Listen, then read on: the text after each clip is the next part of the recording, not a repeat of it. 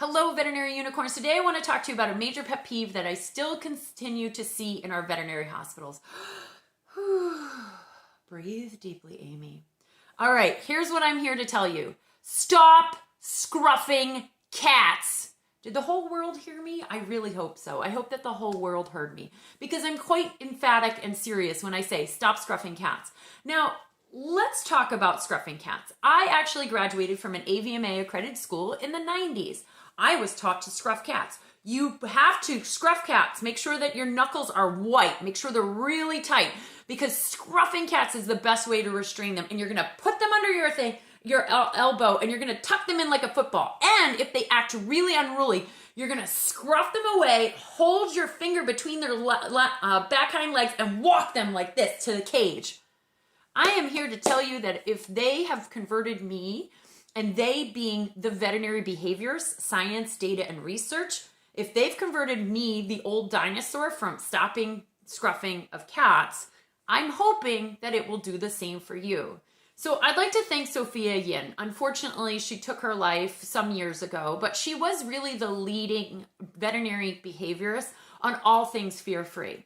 If you're not familiar with the Fear-Free Initiative, please Google Fear-Free Veterinary Initiative, and it will pull up an amazing website that is largely based off of Sophia Yin's wonderful behavior research, as long as many other data-driven, fantastic veterinary behaviors that have really pushed the fear-free movement into the front of veterinary medicine. But sadly, this one thing we're still very far behind on.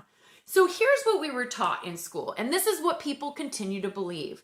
They believe that when you scruff a cat, you release endorphins, you release oxytocin, and it believes the cat, the adult cat, believes that mommy is scruffing it. Mommy is carrying it, and therefore it will actually reduce the stress of the cat, and they're just going to become limp noodles, and you're going to be able to restrain them easier. Anyone else think that's complete crazy BS? Here's why. An adult animal, i.e. also an adult human being, knows it is not a baby. If I thought I was a baby, I would act completely different.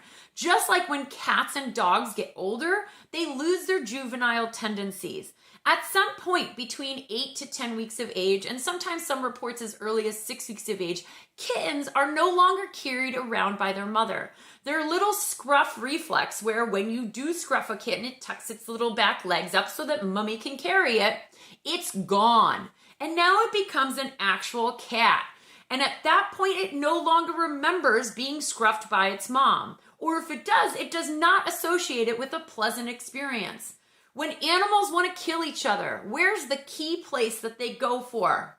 The neck. Yeah, they do, right?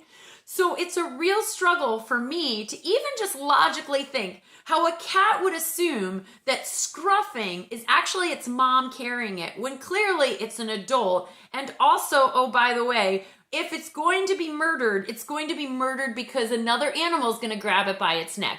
What are we doing in veterinary medicine? We're now grabbing it by its neck.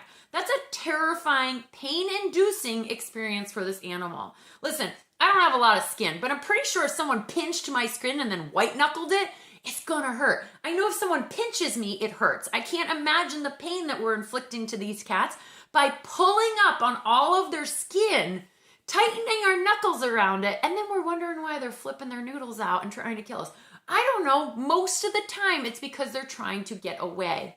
Now, you may ask yourself, how am I supposed to restrain this biting, flailing, tiny ninja ball of fluff? Okay, I get it. Cats are difficult, but we as the people are afraid of cats. Cats are more vocalizing than dogs.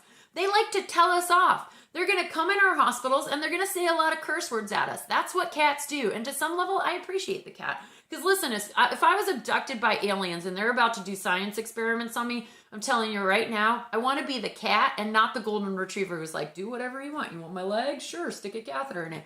Meanwhile, our cats are like, I'll fight you. Good, excellent. That's fantastic. But the thing is, the cat is cursing at us and we automatically assume it's going to murder us. I'm sorry, that's a really weird way to jump. You know, if a person screams at me, I don't think, that's it, life is over. But that's what we do with cats. We're afraid of a cat growling. We have to admit that to ourselves. And so how do we restrain cats? One, learn cat behavior. This is really important. Just understand what makes the cat tick and understand and look at it from their point of view. Have empathy for our cats, that they're in a scary situation. They are acting out of fear and the unknown, and we are inflicting pain when we scruff them.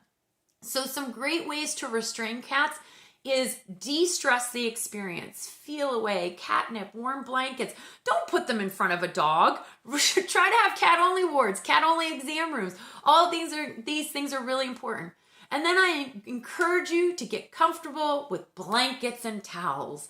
Blankets and towels to me are like the cat's best friend, and you can do pretty much everything you need to do by using restraint with blankets and towels. Those are so amazing. And again, all of this is taught on the Fear-Free Initiative. And yes, it's a certification, but it is well worth the money, people. Just do it. And then lastly, the kindest thing that we can do for cats is just be nice to them. I mean, I know that sounds crazy, but we get angry and we white knuckle them, and then we get more aggressive and they're terrified. Again, put yourself in this cat's shoes. I guess like tiny little booted feet, okay? But pretend to be a cat and think of a big scary giant coming at you and now hurting you. Anyway, I know this was a long vlog. I challenge each and every one of you. I just wanted to put this sort of PSA announcement out there. I'm going to put some resources. Please look on my YouTube page, click on those resources. And again, if nothing else, stop scruffing cats. Okay, I'm serious, but please stop, okay? I know it was very loud, but just stop scruffing cats. There's a million other ways to be better to our cats and restrain more effectively. Thank you guys so much. Keep on being a unicorn.